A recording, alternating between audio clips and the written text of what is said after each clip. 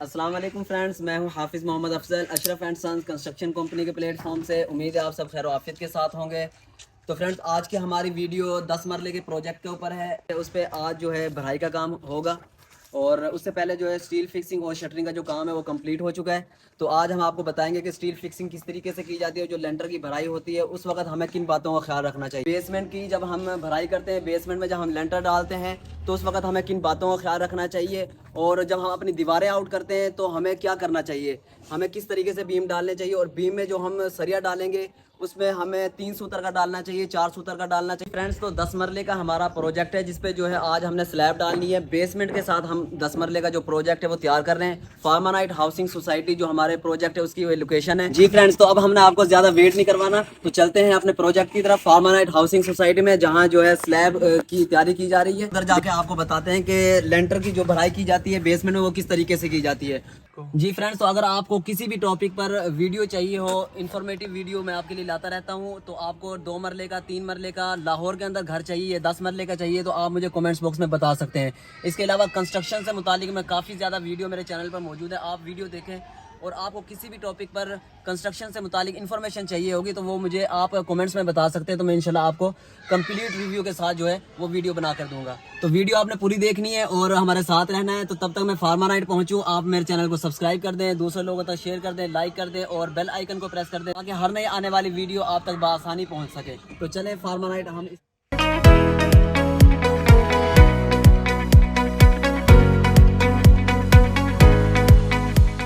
जी friends, तो अभी हम पहुंच गए हैं फार्मानाइट हाउसिंग सोसाइटी में अपने 10 मरले के प्रोजेक्ट पे, और यही वो प्रोजेक्ट है जो बेसमेंट के साथ तैयार किया जा रहा है। और आज इसकी बेसमेंट की जो स्लैब है उसकी भराई का दिन है।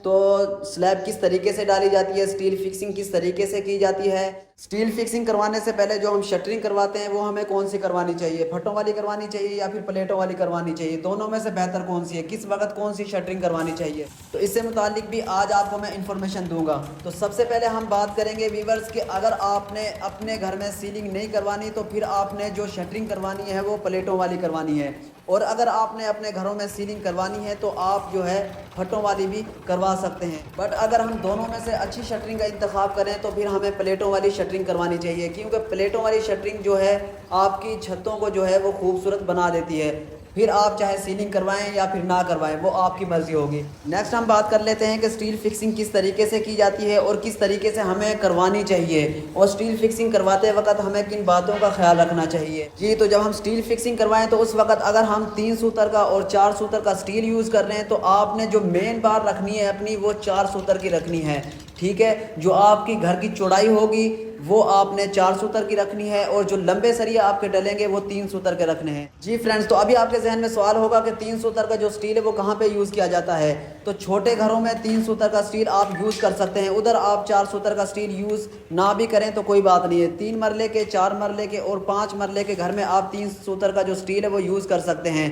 और सबसे बड़ी बात है, अगर आपके बेडरूम छोटे हैं तो उधर भी आप 3 सूतर का स्टील यूज़ कर सकते हैं, लेकिन अगर आपके बेडरूम बड़े हैं तो फिर आपने 4 सूतर का ही स्टील यूज़ करना है। मेन बार भी आपने 4 सूतर की रखनी है, और जो ऊपर वाला सरिया होता है जो लंबाई में होता है वो भी आपने 4 सूतर का ही रखना है। उसके बाद हम बात करेंगे कि बीम हमने कहाँ डालने हैं। तो भाई बीम आपने वहाँ पे डालने हैं जहाँ पे आपने अपनी दीवारें जो है वो आउट करनी है। जी फ्रेंड्स, तो अगर आपकी ड्राइंग कुछ इस तरीके से है कि जैसा आपका ग्राउंड फ्लोर होगा इसी तरीके से आपका फर्स्ट फ्लोर भी होगा, तो आपको बीम की ज़रूरत नहीं पड़ेगी, आप वहाँ बीम ना दें, आप ऐसे ही स्टील फिक्स करवाएं जैसे पूरी छत पे हो रहा है, ठीक है। अच्छा जी, अभी आपको इतना तो पता चल गया होगा कि बीम हमने कहाँ पे रखना है और कहाँ पे नहीं रखना। उसके साथ आप ये देख भी सकते हैं कि जो हमने बीम रखा है वो 6 सूतर का हमने स्टील यूज़ किया है, और इसकी मजबूती भी इंशाल्लाह काफ़ी ज़्यादा होगी, और जहाँ पे हमें ज़रूरत पड़ी है कि बीम हमने रखना है उधर हमने बीम रखा है। जी फ्रेंड्स, तो जैसे ही मैंने आपसे ये कहा होगा कि हमने 6 सूतर के स्टील से बीम की जो है बंधाई की है, बीम हमने बनाए 6 सूतर के स्टील से,